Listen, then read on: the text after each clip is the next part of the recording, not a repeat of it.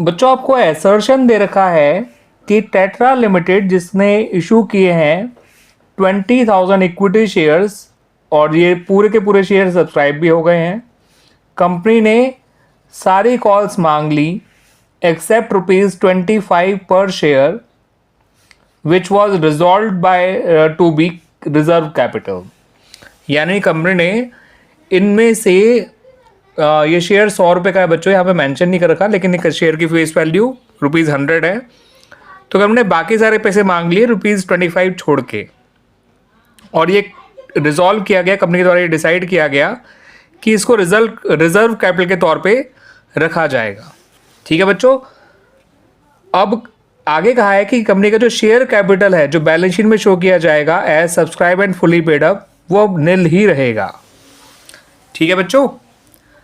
अब इसका रीजन क्या लिखा है यहाँ पे कि reserve capital can be called at the time of winding up, कि रिजर्व कैपिटल जो है वो तभी मांगी जाती है कंपनी के द्वारा जब कंपनी वाइंड अप हो रही हो।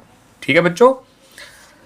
तो बच्चों पहले मैं आपको असर्शन समझा दूं कि असर्शन में जो बात कही गई है वो बिल्कुल सही कही गई है, क्योंकि रिजर्व कैपिटल जो है वो कंपनी तभी मांगती है जब जो कंपनी वाइंड अप होने जा रही हो।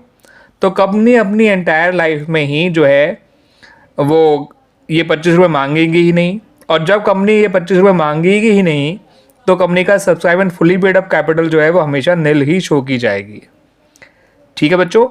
और इस बात का जो रीज़न दिया गया है वो भी आपको बिल्कुल क्लियर दिया गया है कि रिजर्व कैपिटल तो मांगी ही तब जाएगी जब कंपनी बंद हो रही है। ठीक है बच्चों। दैट्स वाई ये असर्शन भी ठीक है और उसके लिए जो रीज़न दिया गया है वो भी ठीक है।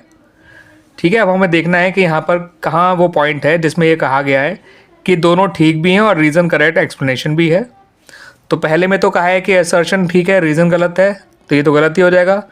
दूसरे में कहा है दोनों ठीक है मगर रीज़न करेक्ट एक्सप्लेनेशन नहीं है।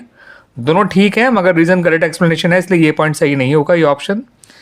तीसरे में तो कहा है दोनों ही रॉन्ग है, तो ये तो बिल्कुल ही गलत हो गया। तो चौथा ऑप्शन में दे रखा है कि दोनों ठीक है और रीज़न करेक्ट एक्सप्लेनेशन भी है, तो इसका मतलब option number D is the right answer. Clear बच्चों।